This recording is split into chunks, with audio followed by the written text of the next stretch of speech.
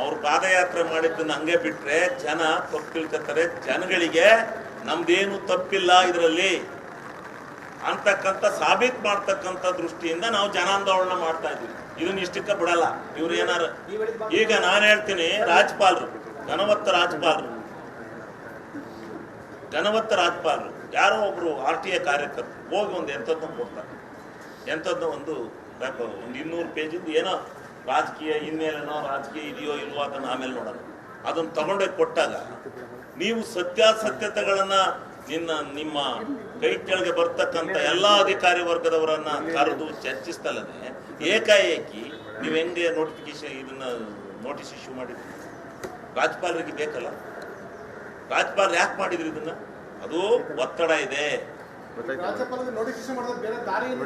ಏನು ರಾಜ್ಯ ಅವರು ನೋಟಿಸ್ ಇಶ್ಯೂ ಮಾಡೋದನ್ನ ನೋಡ್ರಿ, ಅದನ್ನ 2-3 ದಿವಸ ಒಂದ್ ನಿಮಿಷ ಅವರು ಎಲ್ಲ ನೋಡಿ, ನೀವು ಸುಮ್ಮನೆ 1 ನಿಮಿಷ 3-4 ದಿವಸ ಟೈಮ್ ತಗೊಂಡು ಅದನ್ನೆಲ್ಲ ಚರ್ಚೆ ಮಾಡಿ ಅವರ ಗಮನಕ್ಕೆ ಹೌದು ಇಲ್ಲಿ ಲೋಪ ಆಗಿದೆ ಅನ್ನತಕ್ಕಂಥದ್ದು ಮನವರಿಕೆ ಆದ್ಮೇಲೆ 200 ಪುಟನ ಓದ್ಬಿಡಕ್ಕಾಗತ್ತಾ? ಯಾರೋ ಒಬ್ಬ ಹೇಳಿದ್ವು, ಒಬ್ಬ ನಾಳೆ ಬೆಳಿಗ್ಗೆ ನೆನ್ನೆ ದಿವಸ ಒಬ್ಬ ಬಂದಿದ್ದ, ಒಂದು ರಾಜ್ಯಪಾಲರಿಗೆ ಒಂದು ಕೊಟ್ಟಾನೆ. ಏನಂತ ಸಿದ್ದರಾಮಯ್ಯನವ್ರು ಬರ್ದಾರೆ, ಏನಂತ ಇನ್ನು 1000 ಜನದ ಇಂಟರ್ವ್ಯೂ ಮಾಡ್ತಾರೆ. ಇಂಟರ್ವ್ಯೂ ಮಾಡಿದಾಗ ಇದನ್ನ ಸೂಕ್ತವಾಗಿ ಪರಿಶೀಲಿಸಿ ಕ್ರಮ ವಹಿಸಿ ಇಲ್ಲ ನಿಯಮಾನುಸಾರ ಇದು ಮಾಡಿ ಅಂತ ಬರೀತಾರೆ. ಅದನ್ನ ಡಿನೋಟಿಫೈ ಮಾಡಿ ನಿಯಮಾನುಸಾರ ಮಾಡಿ ಅಂತ ಮಾಡಿದ್ರೆ ಅಧಿಕಾರಿ ಕರ್ತವ್ಯ ಏನು? ಅದು ನಿಯಮದಲ್ಲಿ ಇದ್ರೆ ಅದು ಪರ್ಫೆಕ್ಟ್ ಆಗಿದ್ರೆ ಡಿನೋಟಿಫೈ ಮಾಡ್ಬೇಕು, ಇಲ್ಲಾಂದ್ರೆ ಕೈ ಬಿಡ್ಬೇಕು. ಅದನ್ನೇನು ಸಿದ್ದರಾಮಯ್ಯನವರು ಎಲ್ಲ ಜಮೀನು ಅಳಿಯಕ್ಕಾಗತ್ತಾ ಸಿದ್ದರಾಮಯ್ಯನವರು ಹೋಗಿ ಜಮೀನು? ಅದನ್ನು ತಗೊಂಡೋಗಿ ನೀವು ರಾಜ್ಯಪಾಲರಿಗೆ ಅರ್ಜಿ ಕೊಡ್ತೀರಾ ಅಂದ್ರೆ ಯಾವ ಮಟ್ಟಕ್ಕೆ ಈ ರಾಜ್ಯದಲ್ಲಿ ಆಡಳಿತ ಇದು ಮಾಡ್ತಾ ಇದ್ದೀರಿ ನೀವು? ರಾಜ್ಯಪಾಲ ಎಲ್ಲಿ ಎಷ್ಟು ರಾಜಭವನ ಅಂದ್ರೆ ಏನು ಯಾವ ಲೆವೆಲ್ ಬಂದಿದೆ? ಹೌದು, ಅಧಿಕಾರಿಗಳು ತಪ್ಪು ಮಾಡಿದ್ದಾರೆ, ಆ ಅಧಿಕಾರಿ ಶಿಕ್ಷೆ ಆಗ್ಲಿ. ಯಾರು ನಮ್ಗೇನ್ ಗೊತ್ತು? ಈಗ ತಾಂಡಕ್ ರಾಜ್ಯಪಾಲರಿಗೆ ಕೊಟ್ರೆ ನಾವು ಅರ್ಜಿ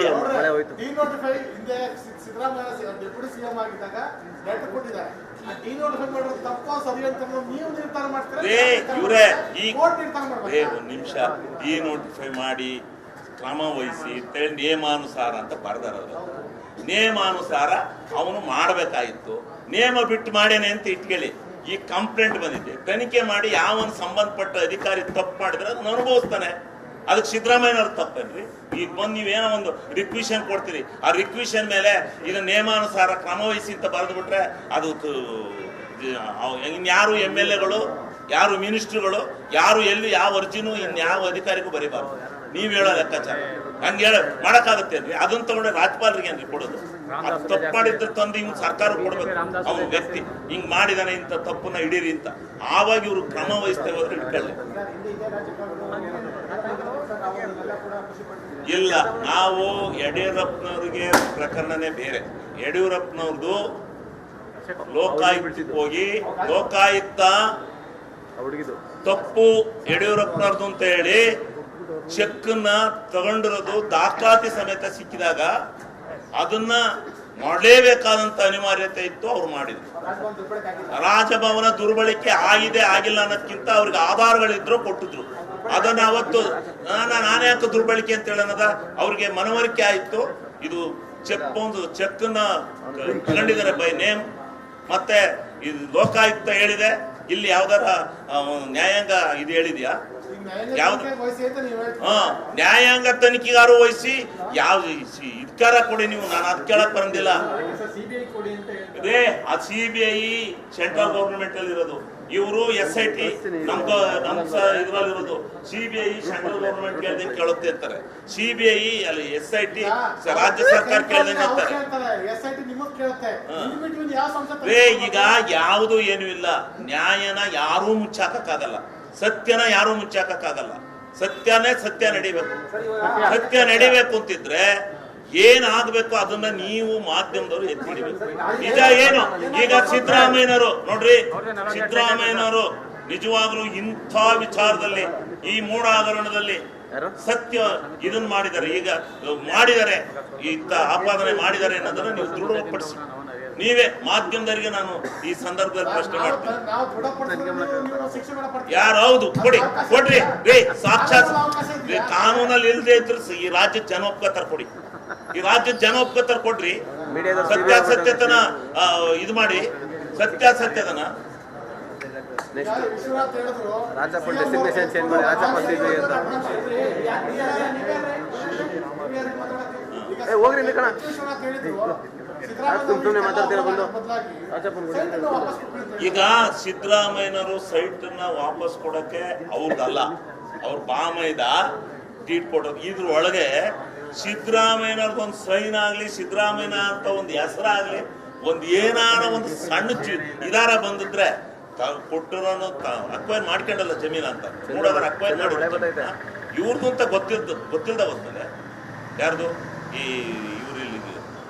ಏನ್ ಇವರು ಮಂಜುನಾಥ ಸ್ವಾಮಿ ತಗೊಂಡ್ರು, ಮಂಜುನಾಥ ಸ್ವಾಮಿ ತಗೊಳಲ್ಲ ಇವರು, ಮಲ್ಲಿಕಾರ್ಜುನ ಸ್ವಾಮಿ ತಗೊಂಡು, ಮಲ್ಲಿಕಾರ್ಜುನ ಸ್ವಾಮಿ ತಗೊಂಡು ಅದನ್ನು ಗಿಫ್ಟೆಡ್ ಅನ್ನ ಇವರಿ ಮಾಡಿದ್ರು. ಗಿಫ್ಟೆಡ್ ಆದ್ಮೇಲೆ ಇವರು ಈ ಪತ್ರ ಏನ್ ಬರೀತಾರೆ, ನಮ್ಮ ಜಮೀನನ್ನ ನೀವು ಅಕ್ರಮವಾಗಿ ಈಗ ನೋಡಿ ಇದು ಮಾಡಿಬಿಟ್ಟಿದ್ದೀರಿ, ಜಮೀನನ್ನ ಇದು ಮಾಡ್ಕೊಂಡ್ಬಿಟ್ಟಿದ್ದೀರಿ, ಅಕ್ವೈರ್ ಮಾಡ್ಕೊಂಡ್ಬಿಟ್ಟಿದ್ದೀರಿ, ನೀವು ನಮಗೆ ಸಮಾನಾಂತರ ಜಾಗ ಕೊಡಿ, ಇಲ್ಲ ಅಂದ್ರೆ ನಾವು ಕಾನೂನು ಮರ ಹೋಗ್ಬೇಕಾಗುತ್ತೆ ಅಂತ ನೋಟಿಸ್ ಕೊಡ್ತಾರೆ ಇವರು. ನಾಲ್ಕು ನೋಟಿಸ್ ಕೊಟ್ಟಾಗ ಅವ್ರು ಏನಂತಾರೆ, ಹೌದು ನಮ್ಮದು ತಪ್ಪಾಗಿದೆ ಅನ್ನೋ ರೆಸಲ್ಯೂಷನ್ ನ ಕಾಪಿಗೆ ಸುಮಾರು 7-8-10 ಜನ MLA ಸಹಿ ಹಾಕಿದ್ದಾರೆ. GT ದೇವೇಗೌಡರು ಹಾಕಿದ್ದಾರೆ, ನಾಗೇಂದ್ರ ಅವರು ಹಾಕಿದ್ದಾರೆ, ರಾಮದಾಸ್ ಅವರು ಹಾಕಿದ್ದಾರೆ, ಎಲ್ಲರೂ ಹಾಕಿದ್ದಾರೆ. ತಪ್ಪಾಗಿದೆ ಅಂತ ಯಾಕೆ ಒಪ್ಕೊಂಡ್ರು ಇವ್ರು ಅಕ್ವೈರ್ ಮಾಡ್ಕೊಂಡ್ರು?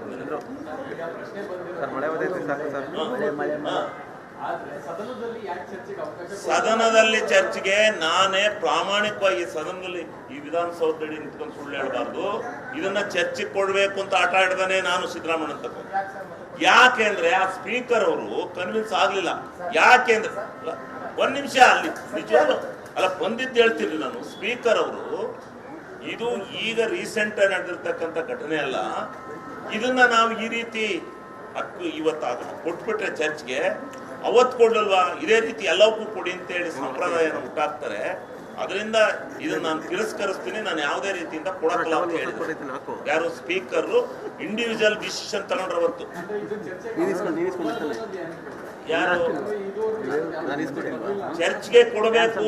ಚರ್ಚೆಗೆ ಕೊಟ್ಟು ಒಂದು ನಮ್ಮಗಳಲ್ಲಿ ಏನಿತ್ತು ಅಂದ್ರೆ ಇವರು ಚರ್ಚೆ ಮಾಡ್ತಾರೆ, ಅವ್ರು ಹೇಳಿದ್ದೆಲ್ಲ ನಾವು ಕೇಳ್ತೀವಿ.